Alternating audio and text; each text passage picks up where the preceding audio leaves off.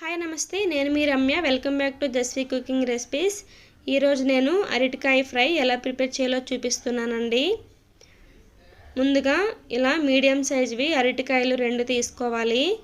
అలాగే ఒక గిన్నెలో సగం వరకు వాటర్ వేసుకొని 1 స్పూన్ సాల్ట్ని యాడ్ చేసుకొని పక్కన పెట్టుకోండి. ఇప్పుడు ఈ అరటికాయలని ఇలా పీల్ చేసుకోవాలి. తొక్క ఇలా నీట్గా తీసుకున్న తర్వాత చిన్న చిన్న ముక్కలుగా కట్ చేసుకొని ఈ వాటర్లో వేసుకోవాలి. ఇలా సాల్ట్ వేసుకున్న వాటర్లో వేసుకోవడం వల్ల ముక్కలు నల్లగా అయిపోకుండా ఉంటాయండి. ఫ్రైకి కాబట్టి ఇలా కొంచెం చిన్నగానే కట్ చేసుకోవాలి.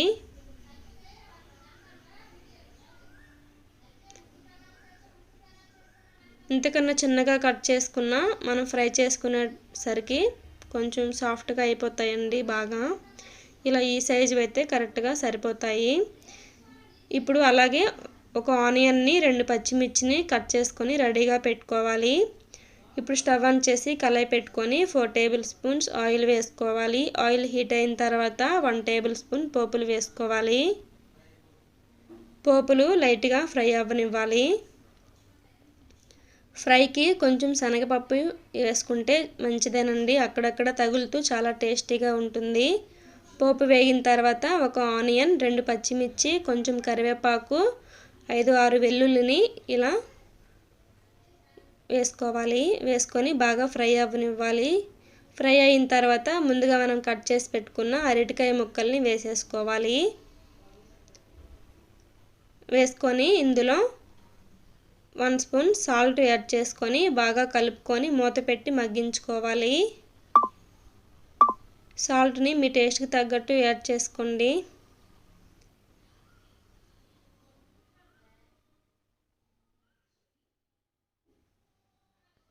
ఇలా బాగా కలుపుకొని మూత పెట్టి సిమ్లో పెట్టుకొని 10-15 నిమిషాలు మగ్గించుకోవాలి. అరటికాయ ఫ్రై చాలా బాగుంటుందండి, కర్రీ కన్నా ఫ్రై బాగుంటుంది. పప్పుచారు పెట్టుకొని ఇలా అరటికాయ ఫ్రై చేసుకొని తింటే చాలా బాగుంటుంది. పప్పుచారు కానీ రసం కానీ ఇలా ఈ విధంగా ట్రై చేసి చూడండి, ఇంట్లో వాళ్ళు కూడా ఇష్టంగా తింటారు. అరటికాయ ముక్కలు ఈ విధంగా మగ్గిన తర్వాత 1/2 టీ స్పూన్ పసుపు వేసుకొని బాగా కలుపుకోవాలి.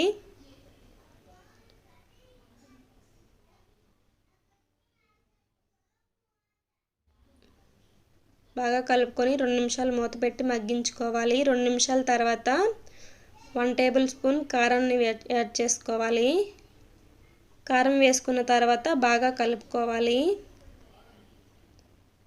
ముక్కలన్నిటికి బాగా కలిసేలా కలుపుకోవాలి.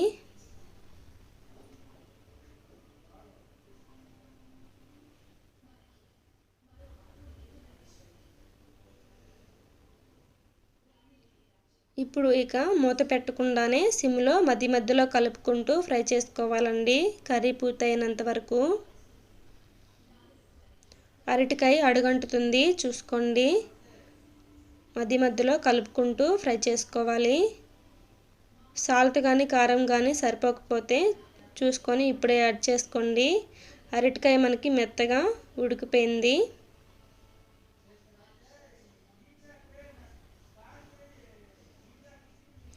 రెడీ అయిపోయిందండి. ఇప్పుడు బౌల్లోకి సర్వ్ చేసుకుందాం.